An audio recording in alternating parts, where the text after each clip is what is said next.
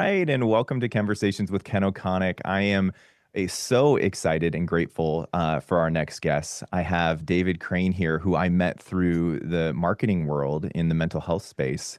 And I felt so called to have him come on the podcast because talking to him, hearing his passion for business and entrepreneurship and just his resume of experience that led to like that conversation with marketing and that relationship. I was like, there's so much to this story that I think would be awesome to share and dig into. And so, David, I'm so excited to have you on the podcast and I can't wait to dig into this. Well, thanks, Ken. It's great to be here. I appreciate the invite. So, why don't we start with like you are a veteran entrepreneur, if you will. And I know, like, we talked about there's a lot of, when people think of entrepreneur, they think of the fraction of the percent, right? The Bezos, the Yeah, Zuckerberg, yeah. but there's a lot of entrepreneurs out there doing really amazing things that are maybe, a fraction of that, but it's still noteworthy, it's still incredible, it's still noble.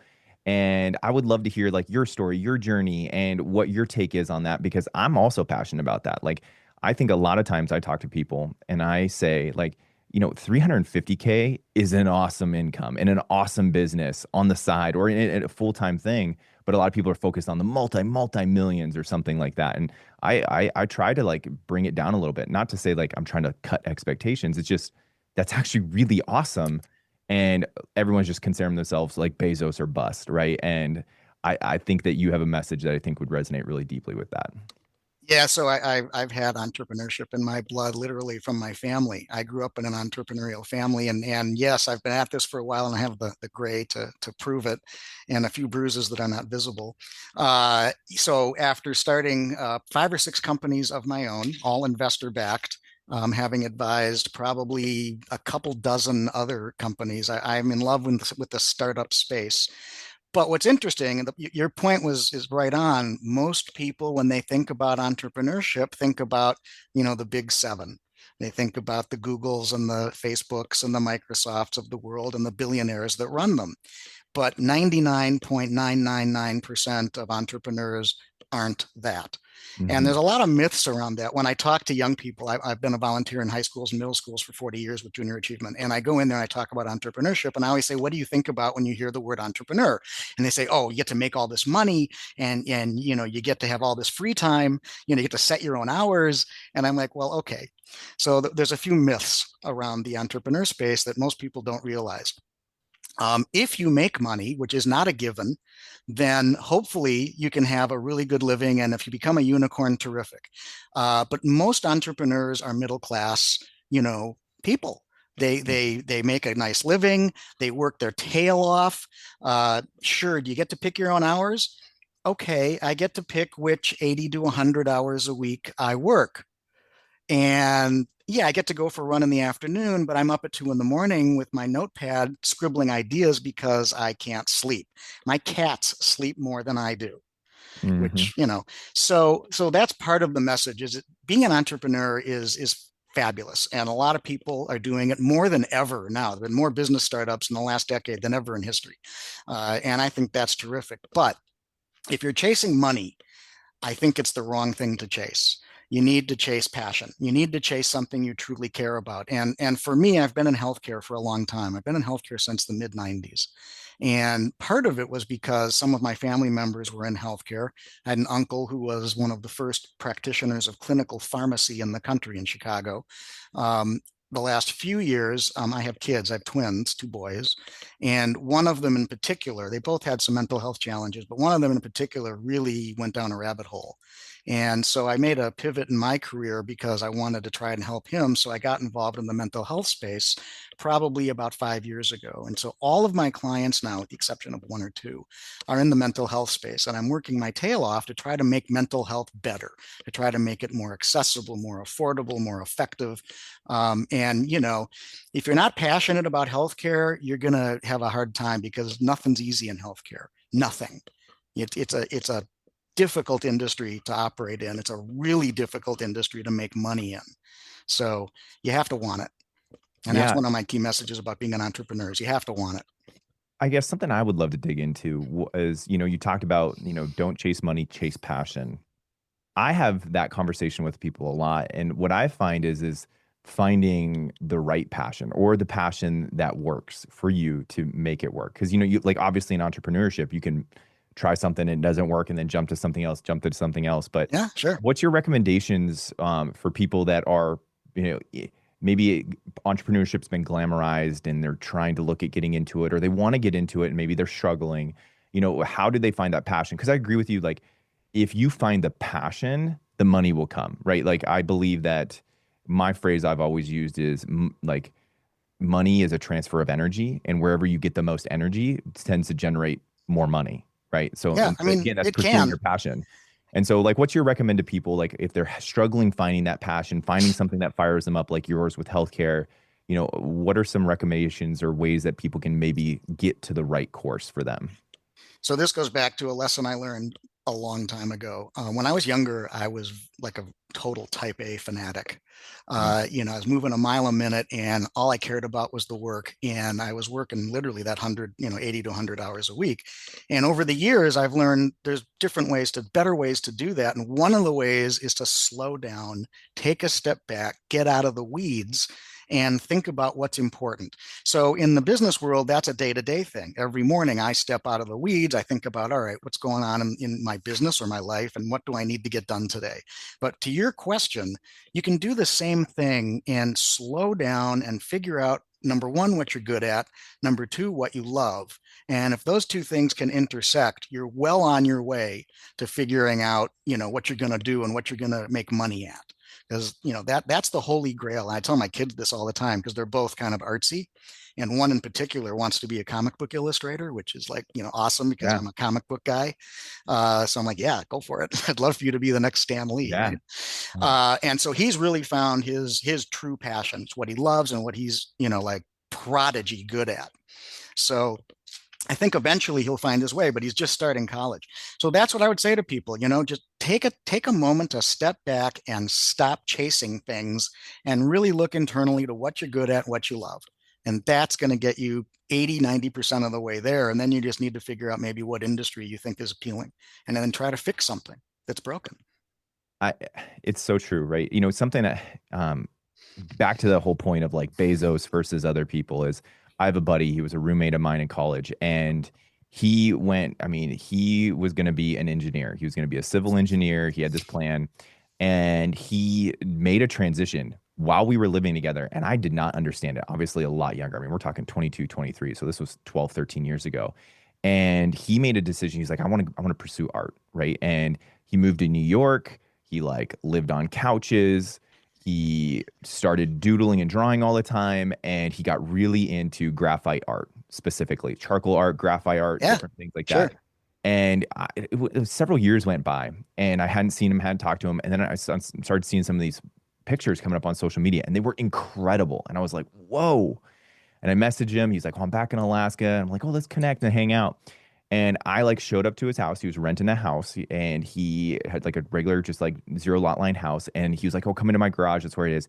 And I mean, this place was just like from ceiling to floor across this entire Yeah, garage of just graphite art and yeah, different things, partial projects, big projects he's been working on with clients, all this stuff. And I got enamored by like, he was just doing graphite art and he had a house, he had a wife, he had a kid on the way, and all he's doing is graphite art. yeah, And he's making a living doing that. yeah. And That's I was great. I like, mean, that is incredible. Like, yeah. I don't even care if you're making just a little bit of money at the end of the year. If you're pursuing the thing that you love and you're passionate about doing it and getting by, that should be rewarded, right? And that Yes. makes me think of what you're talking about. Like, do what you like and or what you're good at and if you love and then you can make a living doing it. And it those types of stories I think need to be shared more because I think there's so many things that people probably there's something they love and they're good at it. They just won't create a business out of it just yet because it's a fear or Well, something. well, look, I mean, how many entrepreneurs? Well, let me put this a different way. How many people do you know that want to be entrepreneurs and they have an idea and nothing ever happens with it? Ideas Yeah. are a dime a dozen. The issue is, can you pull the trigger? And in the middle of the spectrum here, you've got the people who come up with ideas and don't do anything. And then you have the people that come up with ideas and pull the trigger, but haven't done the research, and they end up Right. failing because the business isn't viable. Not every idea is a good idea. Not every good idea can be a business. And Hmm. so evaluating that and making sense out of that takes a little bit of time, and you never have perfect information. But if you do your homework, you will change your percent chances of being successful, you know, untold. 80% or 90% of startups fail. And there's a reason for that. The 10 or 20% that don't isn't luck. It's because those people have done the work. They've done the Hmm. research. They've talked to people. They've been coachable. They've understood that they can't do it on their own, because none of us can. Every company I've ever worked in, the first thing I do is build an advisory team of people who have skills that either I don't have or that are just smarter than I am. Hmm. And even to this day, one of the things I talk to people about is, I don't care how old you are, if you can remain coachable, then you have a much better chance at succeeding and doing what you end up loving if you can let people help you. It's not always up to you entirely to do it, or you're going to fail. Yeah, I love that so much. So it's like I'm starting to see this image that we're creating here in this conversation, right? There's the entrepreneur that loves something and they probably would be good doing it, but they don't take the step. And then there's on the other end of the scale, the person that maybe doesn't even love it, but man, they're willing to start it and they'll go do it and they don't do the research and then they do it and they fail over and over and over again. So two separate questions I would want to ask. For the first person, the person that is they're struggling to take the leap. They might be in this paralysis by analysis, Mm-hmm. sort of scenario. Yeah. What's the best next step for them, right? Is it because I don't want to I want to give them a tangible, like if you're listening to this and you have a passion or there's something you want to do and you think it's a great business and you love it, how can we hopefully inspire them to take a step, that's towards the direction of actually doing it? Well, the best way to actually do it is to prove to yourself that it'll work. And I remember the very first company very first real company that I started, because when I was really young, I used to sell comic books out of a little red wagon, because I read the books and then I would sell them out of this wagon so I could buy more comic books, right? Oh And my then, goodness, that's believe it amazing. or not, I was a bookie with professional football when I was 13 and 14 years old for a few years. So that was kind of a business. And that actually paid for college, which was cool. But then I had to stop. And then I started doing home installations of electronics, custom installations for like stereos and Yep. speakers and that sort of Yep. audio, video installations. And that was sort of a business. My first real business, like corporate business, with outside money, was back in the early 90s, like around 1990, actually. And I had a guy who I'd known from a prior relationship, and I was telling him about it. And he's like, "Yeah, I don't know." So I said, "Look, I'm going to go talk to a few people, see if they like this idea and if they buy it." And so I Mm, went and talked to a potential client.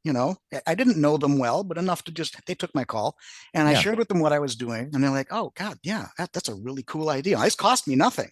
And I hadn't put Right. any money into it except some thought time, some resources, but no dollars."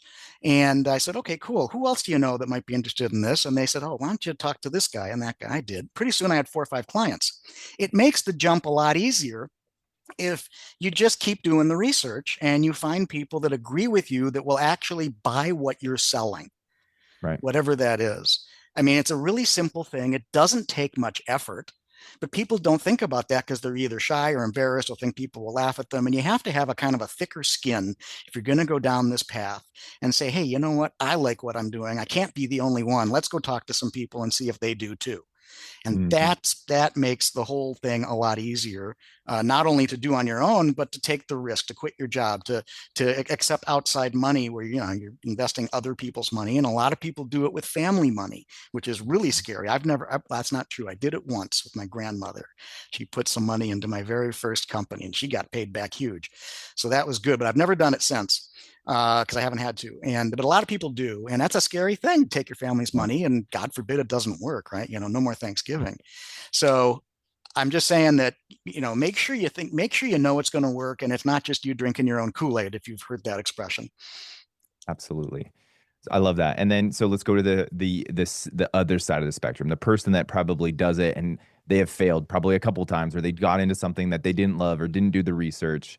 What's your advice to that person that to keep going or to do the research if maybe that's already the answer, because I think I have an idea. Because like my advice to that person, and I want to know what yours is just as long as when you're doing it that you're taking something from whatever it is and adding it to the next, right? Make sure Yeah, it's a stepping experience, and being able to have the mindset to look at it like that, because a lot of times I can see where people would go over here, and then they're not learning and adding from that experience to the next and to the next and creating this absolutely right. this puzzle, right? And so I was just curious what your perspective was for that person, because I want that person to win too, even though they might do it differently than someone else, but I want them to win, because when they win and they find it and they hit, it's going to make a big impact in a lot of people, and it's going to be awesome for a lot of parties, a lot of families, and a product could serve people in a lot of ways. And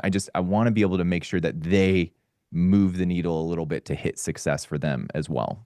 Were you an athlete in high school or college? I was, yeah. Did your coach ever say, "All right, you guys got to get out there. Failure is not an option"? Oh yeah, of course. It's That like was the that was big how it coach. was done back That's then. yeah. Okay. Well, in business, that's not it. It's failure is not an option. And then there's the second part of the phrase. It's required. Mm-hmm. You have to Love that. fail. If you're not failing pretty regularly, and I'm not talking about the big, bankruptcy, go out of business kind of failing. I'm talking about failing like on a small way all the time. And what you're describing are the people who kind of serial entrepreneurs, but they keep failing. If they take the time to analyze why they failed and Mhm. figure that out, then you're right on. Then they can add that learning into their next one and hopefully not make that mistakes. Look, we all make mistakes forever. It Mhm. doesn't stop, you know, and hopefully you're just not making the same ones over and over again. So eventually, you get a formula that kind of works for you. And then you have a business that can be successful. At least you know how to have a business that can be successful. And there's all kinds of factors that go into other things. Like I've had one business that we were just doing great and the market just imploded on us. No one saw it coming. And we didn't survive that. It wasn't because we specifically did anything wrong. It was Yeah. just bad timing and all kinds of things. And I own it because it was my company, Right. and I should have seen it coming, but man, that happened fast. And, 40 people were unemployed 90 days later. Mhm. So, I've had varying degrees of success in the companies that I've started. I've had a couple of home runs. I've had one absolute implosion, which is the one I'm describing. And I've had a couple of living dead where they kind of plug along. They don't really become a big deal. They don't make a lot of money, or they're paying their bills. But and that for me is not. I get rid of those companies as fast as I can. Once they become Right. living dead, that's not what I'm looking for. Right. So and hopefully I've learned from each of those along the way. And that goes back to my bringing in these advisory boards every time and hiring other leaders to join me in managing the business that brings skills and knowledge and contacts and so on to the table that can help facilitate and speed up the growth of a business. Yeah. No, I mean, I definitely want to talk about that. I've always you want a board. I mean, I've always, from a personal standpoint, from the business, I think you agree, but I've always said like you need to have like a board of advisors in your Yeah. life, right? Like you need to have Yeah. someone that, maybe is healthier and more fit than you, and that is someone you can look up to, lean on, glean on. Maybe someone that's, in their marriage is just crushing it. They've been married 45 years. They have 6 children. They're like, you have to have different people in your board of advisors of Yeah. life, and you can learn from them, right? Versus having to do it all yourself. But the same thing applies in business, is being able to have a board, being able to have, perspective outside of your own, because it's very difficult in a lot of cases to look in the mirror and see all your opportunities and then make the proper, Yeah. adjustments for them. It's a lot easier to lean on everyone else, get that perspective, and then come back, because like you said, there's genius in group thought, Oh, hell and yeah. and Absolutely. I love that. Yeah. So let's segue into, healthcare has been where a lot of these businesses have been going, and where you've spent a lot of your time, and you're really passionate about that. And so just talk to me about like what's the story that it led to your experiences now, like stacking these different healthcare businesses, and why you're doing it and why you love it, because that fascinates me and I'd love to know. Sure. Well, as I mentioned earlier, my very first healthcare company was back in the mid 90s, 97, we launched it. And it was really a function of my dad's uncle who, whoops, I just lost your video there. Yeah, Mike, Anyway, it might. I'm just plugging in camera for a battery. That's all. Keep Oh, going. no worries. All right. Yeah. So I had my dad's uncle in Chicago was a pharmacist. And, back in the 90s, clinical pharmacy really wasn't a big deal yet. And for those of you who don't know what clinical pharmacy is, it's the notion that when you go fill your prescription at the pharmacist, they don't just say, oh, here you go, see you later. It's okay, here you go. You're taking this for a particular, you know, reason, whether you have a chronic condition or something, and then they try to help you understand the other meds that you're taking, how they interact with each other, what else you could be doing. It's almost a form of like uh, kind of before you go see the main doctor, these pharmacists were getting involved in clinical care. Nowadays, that's much more standard. A lot of pharmacists do this, particularly in the big healthcare systems. But back then, it wasn't the case. And so I wanted to take that idea and that practice and bring it to the masses. And so we launched a company that probably was the first of its kind, where we sold a platform that was basically a retail platform on the web, a digital e-commerce platform, but it was a pharmacy and it had both front of store, toothpaste and Advil and what have you, but it also tied into the mail order pharmacies of the payers, companies like United Yeah. Healthcare and so on. And we put it in their brand because nobody liked their healthcare, or Right. health insurance provider, and a lot of people still don't. But in those days, it was like 100%. And so they were looking for ways to build brand, to become more relevant to their members, and so on. And this was a good way to do it because not only did we deliver the products, but we were the first to really attach content to it based on what they were buying. And in the 90s, that was new. Now it's very Mm-hmm. common, but Yep. back then, if you filled, for example, a diabetes like metformin, like a diabetes medication like metformin, we would then push, curated content to you on, how to handle diabetes, how to treat diabetes, how to, what kind of diet you should be, and at that time, that was very new, and that's what clinical pharmacy is, and it was very hit and miss. Most places didn't do it, so we thought this would be a great way to not only build brand and love for the payers, the health insurance Right. companies, but also give consumers a much better experience and much better education about the kinds of conditions they're dealing with. So that was why I did that one. All my other healthcare companies have a common theme. It's making communication better, making care coordination better, making it easier for care teams to communicate and then include a patient, even across systems, because a lot of people have doctors that are in multiple places. They don't Mm-hmm. all work for one healthcare system in most of the time. So if you have cancer or you have some other chronic condition, you might have a primary care provider that works here, and you may have, an oncologist that works for a whole nother system. In fact, some of them could be out of state if you're going for clinical trials and so on. So how do you make that better? So we built companies around these problems to try to make it easier, better, faster for the teams to communicate with each other and for patients to get information from their providers and so forth. All of these companies, all 5 or 6 of them, have been around that. And the most recent ones are directly because of what I've been going through with my kids Mm-hmm. and dealing with the mental health challenges that one of my sons had. I just we have a literal epidemic. It's been going on for a long time, but it really became like a big obvious problem during COVID, when Mm-hmm. all the kids got sent home from high school, middle school, elementary school. We had this just huge crash and burn for all of these young people. And my son was one of them. I call them the COVID kids. And these are kids who the anxiety level got so high they couldn't function. A lot of them never went back to school. Absentee rates, even after school was back in session, absentee rates were through the roof. Mental health status of young people is just, really bad. And now it's become, the media's onto it now. This isn't news. But when I first started working on this, it was still new. And so now I've worked with a couple of companies to launch some platforms, one of which is to provide urgent care mental health therapy online 24/7. So if you're Mm-hmm. going through kind of anything, you're having an anxiety attack, you're feeling anxious, you're spiraling, you're out of control. Maybe you have PTSD and you just need to talk to someone at 3 in the morning because you can't get hold of a therapist at that time. This platform, it's called ListenRing, listenring.com. You can go on to ListenRing and depending on what state you're in, because we're not national yet, we will be soon, but for now we're only in a few places.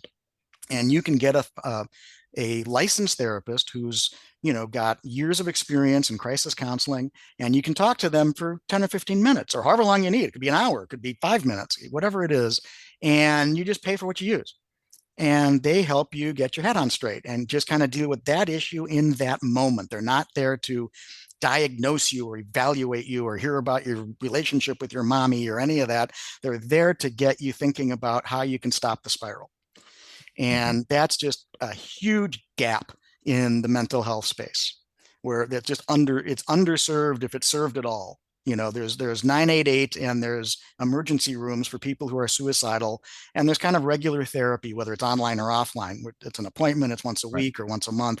In the middle, which is where a lot of mental health issues happen, there's almost nothing. And Mhm. so we're trying to plug that gap and bring to bear that service. And we're in the process of launching an affiliated nonprofit platform for people who don't, have health insurance, who don't have, a high income, to be able to get access to that service for either free or at a highly discounted rate, to the point where it becomes, super affordable. And that will Right. launch probably next month. Wow. So we're just wrapping that up. The other company that I've been working with recently is a peer support. It's online for parents who have kids like me. This is how I Right. found it. In fact, parents who have kids like I do, who are struggling with mental health challenges, and it's a way for the parents to talk to other parents in a group led by a parent. It's not Right. a professional. It's not a licensed therapist. It's just a parent who's Love that. specially trained, who's been through it, and you can just talk and commiserate, share resources, share stories, know that you're not alone, get rid of the stigma, lose the embarrassment, and just know that there's people out there going through what you're going through. And at the peak of what I was going through with my son, I found this company. And in fact, I was introduced by a friend of mine who's a psychologist in New York City. And she said, you got to meet these people. And so I did. And I started using the service. And then I became an advisor to the company. I became, an equity holder in the company. And then I became a fractional chief operating officer for the company. Mhm. And now I'm involved with these two platforms. And for me, that's what I'm talking about when you talk about passion and caring. I mean, this is stuff that's super important to me. Desperately want to see them both succeed. And I'm using all my skills and experience in the healthcare space to try to make that happen. Yeah, in my coaching of, younger, when I've mentored people or they've asked me about starting something, I've always, I've shared a lot of what we've already talked about. But what I hear, in your obviously own story, right, is find need, fill need, right? Like, and you're finding these needs in your own journey, right? Not to Yep. say that you're searching for them, but you're just in them. And because you have the right, vision for your life through what you've led, you then can fill need, right? Because you're like, oh, there's a need here, and I want to be able to support it because I'm passionate about it, because I'm experiencing it myself. The peer-led groups one, I think it's just so important for so many reasons, and I think one of the most important and I probably could get in trouble for what I'm going to say, but I'm super passionate about it, so I'm going to say it anyways, is that people need to be taking advice and gleaning on people that are experiencing or have experience in those spaces, right? So nothing irks me more than someone that gives relationship advice and they're not in a relationship, right? Or a marriage counselor That's that funny. Yeah. is been divorced 3 times, right? And I'm not calling it. And hey, if you're that person, you hear that and that offends you, I apologize. Like, that's not my intent. My intent is that we should be choosing, like in that board of advisors, or the people that we're gaining advice from should have had experience in accomplishing the things that you want to achieve, right? So, like, if you're going through that, you're getting led by a parent that has the exact walk of life in most ways of experience that you can gain from them. And that can help you advise you on how you take in that information and then apply it for yourself.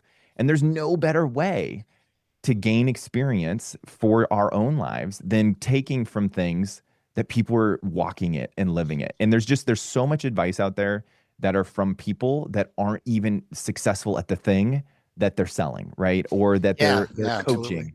And it's just such a simple thing. That's always been my golden rule is, do they have what you want? If they do, listen to them. If they don't, don't. Right. That's One of the parents in the peer support, one of the founders of the peer support platform, her name is Liz. Her one of her kids, and she had why she founded the company is because she was going through it. So she founded this company along with another woman, Casey, and she tells the story about how she got involved because Casey started it and then Liz got involved. And Liz was initially like, what am I going to do with this? I don't need this. I don't want to go. I just don't feel comfortable. And with mental health, there's a lot of that. There's a lot of I don't need therapy, or I can just muscle through. I can just handle this on my own. And of course, very few people can. And so Casey finally convinced Liz to attend a session online, and she tells the story about how she went. And pretty soon she's hearing these stories that are just like hers. And she's going, oh my God, it was like a light went on. She's nodding, she's engaging, she's listening. It changed her whole trajectory mm, of her own mental health journey. Because when your kids are having a mental health problem, when your kids are sick, you're not healthy. I know this from personal experience. It was the worst period of my life, I think, when my kids were in the midst of the heat, the peak of these mental health challenges. I was a mess. And getting involved with this organization made a huge difference for me. And so Liz tells that story every time she pitches to an investor or a new partner or whatever. She says, you just got to go to one meeting. If right. you can get over the hump and do the first session, you'll come back, I promise.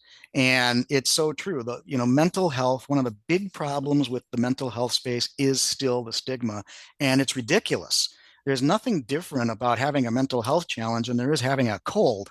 It should be treated pretty much the same way. The professionals that treat these people should be trained, and they are. There's no, people talk about a shortage of mental health professionals. What there really is a shortage of mental health professionals that are getting paid what they should get paid, and so they do enough of it. The insurance companies don't reimburse very well for mental health services. And to me, that is the exact opposite of what should be happening. These folks should be getting paid the same as a brain surgeon, and then you'd have enough of these therapists who are trained really well and expert in what they're doing, and we'd have a lot less mental health challenges in this country. The Yeah, notion that we're trying to figure out how to pay the least we possibly can to treat people's mental health is insane to me. I've right. never understood it. My question to you, especially around the stigma, because from my perspective, obviously being a digital marketing business owner that markets and helps, obviously I'm passionate about what you do as well, because it wouldn't be the main type of client we try to help, right? Because to your exact point right there, because they're not paid well, it's actually a like there's a lot other businesses we could go and be a marketer for and be a lot more lucrative. Yeah, sure. Right, Right. because they have more margins, They so have then more they money, invest right? more, and then Right. but we believe truly in this so much, and that's why it's so much of a focus for us in our agency, because we want to help people like you help more people, right? Yep. You have a passion, you have a purpose, and we want to create a And bigger we appreciate megaphone. that. And that's why we do what we do. But I've always found it interesting, that stigma, because it goes two ways. That stigma is amongst individuals that are in it, but then there's also these stigmas in the market that I think are affecting their ability to actually shift the stigma, right? Like just even around trying to share testimonial, right? As a like figuring out those nuances, Yeah. trying to find and share stories, right? Because like the big thing I've always like something I learned early in business, my business experiences, like facts tell, stories sell, right? And so if you're in a business, you want to be able to create ways to sell the stories of the people you're affecting. But the mental health world has got this weird thing where it's like we don't want to share it. And it's not just that people don't want to share it. It's like the professionals in it don't want to share it. And so then it makes it harder to get it out there more in a way to build more value about it. That's my perspective. Well, I saw a statistic a few years ago. It's probably 2 or 3 years ago. I was reading an article, and one of the statistics in the article, and I might get this slightly wrong because I don't remember the exact number, but it was incredibly high. It was like 60, 80% of men who have a mental health challenge will never tell their employer. They'll just try to stick it out, even if their productivity is, down to zero and they're taking days off. They won't tell their employer that they're dealing with whatever it is they're dealing with because they're afraid that Either they'll be treated differently or they might lose their job. And this is part of the stigma. There's a societal stigma, but then, you've got to work and you have to make an income, and people are terrified to tell the people they work with or work for that they're struggling with something. And Mhm. that is just the wrong way to go. I mean, it really is in terms of outcomes, getting good outcomes. That's the wrong way to go. Right. Right. Because I mean, for anyone that's listening, the right outcome is for someone to be able to share that, someone to be able to be heard in that, and then someone being able to, openly walk through that. Well, and get the help they need. For the Exactly. employers oftentimes offer resources for this, but then no one wants to use them because they're afraid the employer will find out they're using them and might get treated differently or lose their job. There's this vicious cycle. Yep. And yet employers, a lot of them are pretty good about this, especially the larger employers. They've brought different mental health resources to the table, but utilization is nowhere near where it needs to be because of the stigma. And there needs to be a lot of education, and employers really need to take the onus of getting this message out to their employees, to their staff members, that look, we're serious about this. If you need help, we want you to get help. There'll be, no repercussions, no nothing. We want you to get help because, you've heard of quiet quitting, but the bigger problem is people dealing with these mental health challenges and being completely unproductive. Yeah. I mean, I have a personal story that directly connects to that. So, like, obviously, we are building an agency in the pandemic. And not only are we building an agency in the pandemic, we are a national agency. So, I mean, we have employees in Tennessee, employees in Georgia, we have employees in New York, we had one in Australia. So, like, we're all in these, like, we're in Zoom, right? But it's like you're not like super engaged in person. And that's difficult, right? And on top of it, we are doing marketing for mental health and behavioral health. And what's that actually? Sometimes that can be a drain, right? Like a content writer that is constantly writing about suicide and, Yeah, addiction problems. Like that's a challenge in its own right when you're doing that, right? Especially when sure. you're living in this pandemic world. And so we as a company, we're like, hey, we understand that there's some challenge, some fatigue with some of the work that we do for some of our clients. We want to offer, a resource to that. And so we went out and invested in a resource where they could talk to people, they could have therapy. And I think we did a decent job at promoting it. But I will tell you, honestly, there was only a handful of sessions that were ever served in like a year period of time. It doesn't surprise me at all. And I was like, I was so bummed because I was so excited about that as a business owner, as you would be. You're Yeah, like, oh, yeah, it's yeah, so yeah, sure. amazing for our team. I can't wait. And this is awesome. And very little of it was actually used and Yeah, it's a perfect case study to what you're saying there is like yeah. we offer it, and then because of some reason or another, the stigma stops people from Yeah, actually there's taking a lot of advantage of work. it. There's so much work that needs to be done to help people understand that it's okay, that a Mhm. mental health challenge is okay. We all have times like that. I mean, even aside from my kids, just in my life, I just have periods of anxiety. I deal with it. And as an entrepreneur, one of the things that I've struggled with is, you're building this business and everything's on your shoulders, and you don't know if it's going to work, and you've got payroll and you've got employees and you've got investors and you've got customers. And from the standpoint of a founder, a CEO founder, I think of the org chart. Usually the CEO is at the top, right? It's a nice little org chart with the CEO at the top and then all these branches that go down below the CEO. And when I talk to people, I'm like, no, we got to flip that thing upside down. In reality, the CEO founder is at the bottom. I work Yeah. for everybody else. And Yeah. it draining and anxiety ridden. And some days are great and some days just suck. And if I don't step out and have some fun and blow off some steam, I will lose my mind. And for when I was younger, I never did that. And I would occasionally just implode and like disappear for a week because, but now I've learned that, I go out on the weekends. I'm a runner, I'm a biker, I'm a swimmer. I go out and I play and I get lots of exercise. I've changed my whole sleep, process, so I get my 8 hours, and it has nothing to do with my age, although it doesn't hurt that I'm doing this at my age. But I have just as much energy now as I have always had. It hasn't diminished. It really hasn't. But thank God I made all those changes because I'd probably be 6 feet under had I not. Yeah.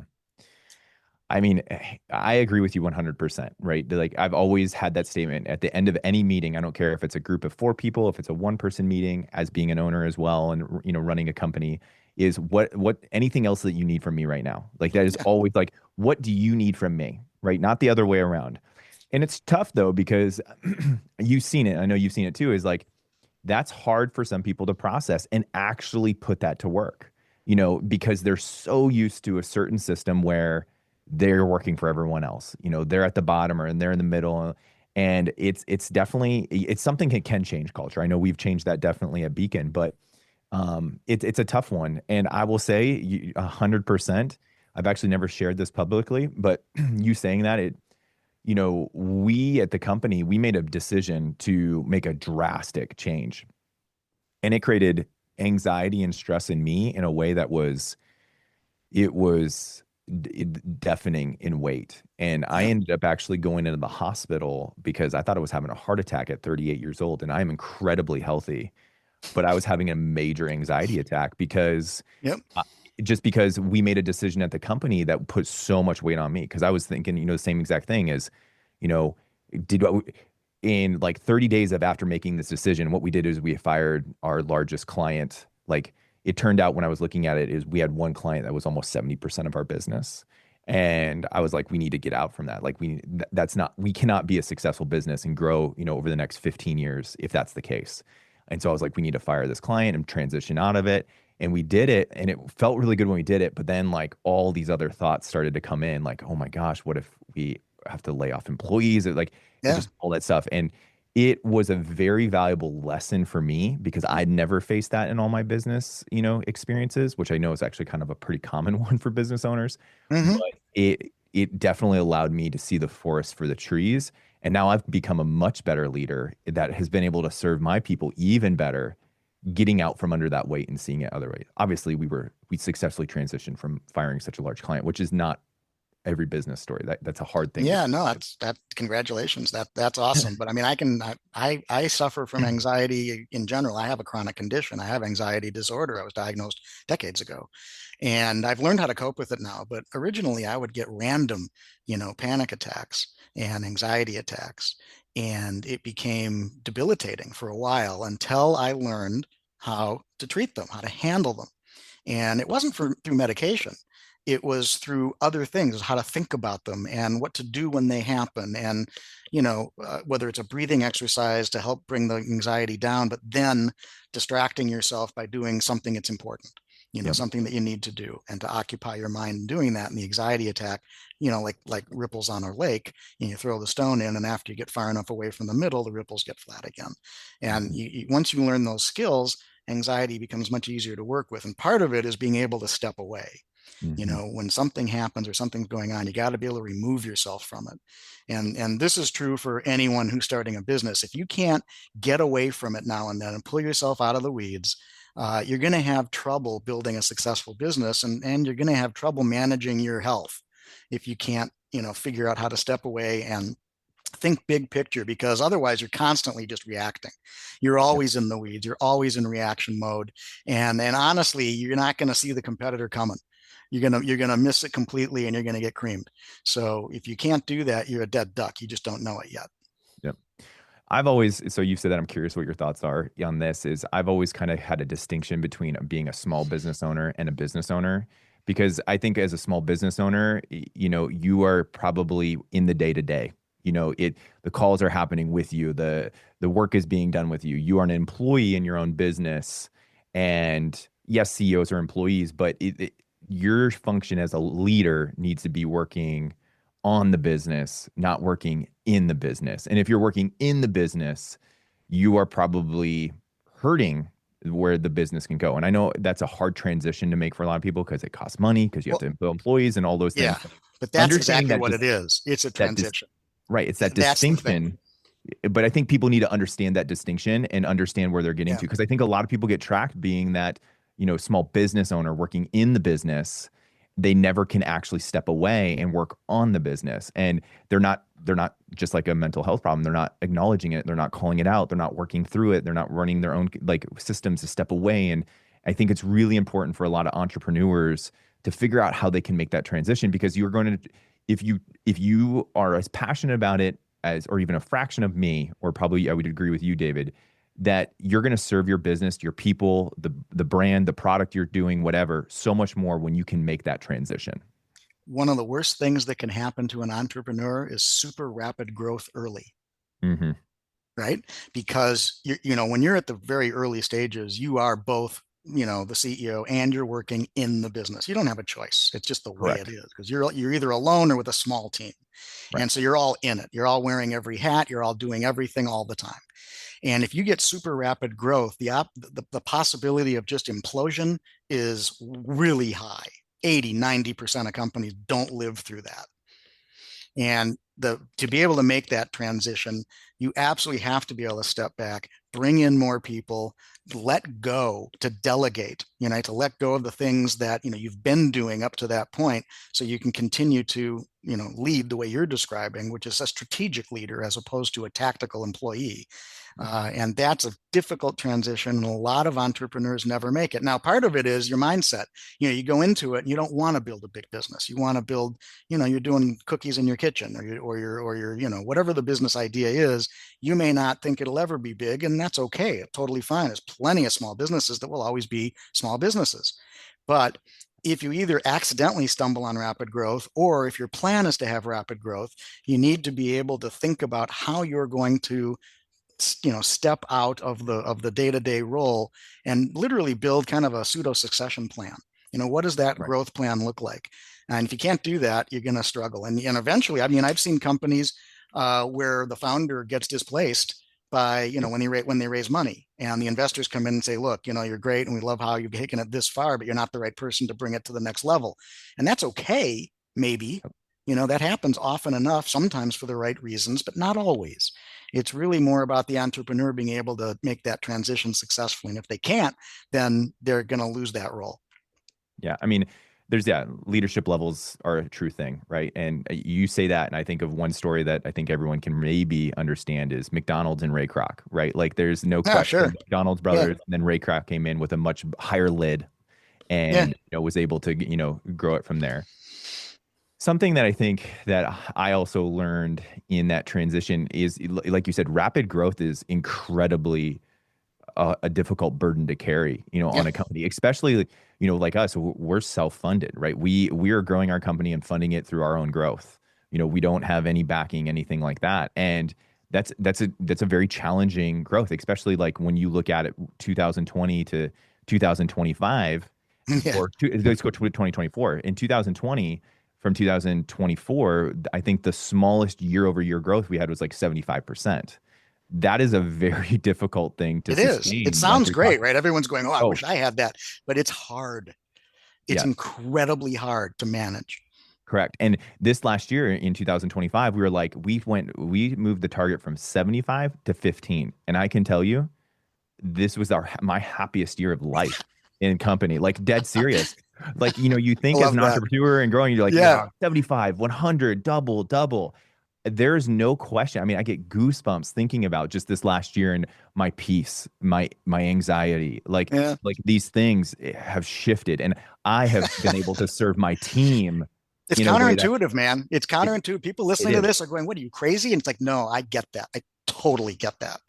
And I want more people to understand that sometimes 15% growth is 10 times better for you and your company and the product that you're doing than 50% or Yeah. 75%. Yeah. And I think most people are probably going to have to experience that themselves before they can, step into that. But it's definitely a testimonial that I like to share Well, because especially in a service business like yours, right? Because you're labor intensive. You have to have enough people to manage this stuff. You're delivering, physical things a lot of the time. Even though you're a digital company, you're still human based. If yep, you're a software as a service company, it's a little different. You can then absolutely absorb 100% growth, 75% growth, because the platform is doing the work, the tech is doing the correct. work. But if you're in a business like any of the ones we've been talking about or yours, it's not that way. No. Managing growth is incredibly challenging. Right. And I mean, we, especially in a technical age where AI can write content or develop websites, we've intentionally, done it in a way where it's like, no, it's still a human touches everything that we do all the time. Yeah. And, So essentially all we do is sell time, right? I sell people's time. If it's content writing, deving websites, editing videos, it's people time, right? And technology has made some of those things definitely more efficient. But at the end of the day, you're right. The service-based, people-based business, you have to slow down to speed up. And I just don't know if everyone realizes that in those first few years. Because Well, I've, young people in particular, and I mean, I was young once, and I can tell you that I didn't think about that at all. yeah, I just wanted to go great guns, and the faster the growth, the better I felt, even though I was killing myself, yeah, yeah. quite literally. Well, David, I think given our personalities, we probably could keep talking Yeah. forever. But I would just love to, give you one last chance. If there was any final message to entrepreneurs out there, business owners, people that are in the, take charge kind of mindset, which is a lot of the people that are listening to this today. What's your message to them for their next step or how they break through whatever, there's so many things, but if there was one final message you wanted to leave out there, what would you say that would be? I think the high level message is we're here on this earth to help others. And if through our business adventures, we can do that and be passionate about what we're doing. The money, like you said, that'll come. But if we all, I mean, think about the power that we would have if all of us as entrepreneurs just went out with the mindset of let's help somebody else and figure out what's missing, what's broken, what needs to be fixed. And in healthcare, there's plenty. There's plenty of opportunity. And if we all band together and do that, it's going to make a huge difference. And so I'm all about the passion. I've mentioned it several times here. If you can be passionate about what you're doing and be focused on how you can make it, things better for someone else, you win. Yeah. And Yeah. give back. That's the other thing. I mean, if you're not volunteering, if you're not giving back aside from your business, if you're not doing some volunteer work and helping, your community, you're missing the boat just in Yeah. terms of your own mental health. I mean, it's a hugely important piece of the puzzle for me. So, I'd love to see more people doing it. Yeah. No, we've added that in the last year and it's made a huge difference too as well. It probably is a big part of that happiness is we Yeah. coach, we coach, but we just donate our time for coaching, right? We're Yep. coaching youth and athletes and we do it for free, Yeah, because absolutely. we want to, invest in future generations of leaders and Yeah. people and society. And it's been so rewarding and I love it so much. And I Yeah. definitely agree with that message. That's amazing. Yeah. So that's it. Well, David, thank you so much for the incredibly thought-provoking Yeah, it's fun, conversation. I Ken. really Thanks. enjoyed it, and Yeah, I'm me very too. grateful. And we'll probably have to have you back again. Okay. All All right. Take care. Have a right. good one. Bye. Bye. Thank you so much for listening to Conversations today. All I ask, if this was valuable to you, please give it a like, give it a follow, subscribe, share with a friend, or if you'd like to, go follow me on any social platform, Facebook, Instagram, TikTok. We're here for it. I hope to bring value to you every single day and look for the next one. See you soon.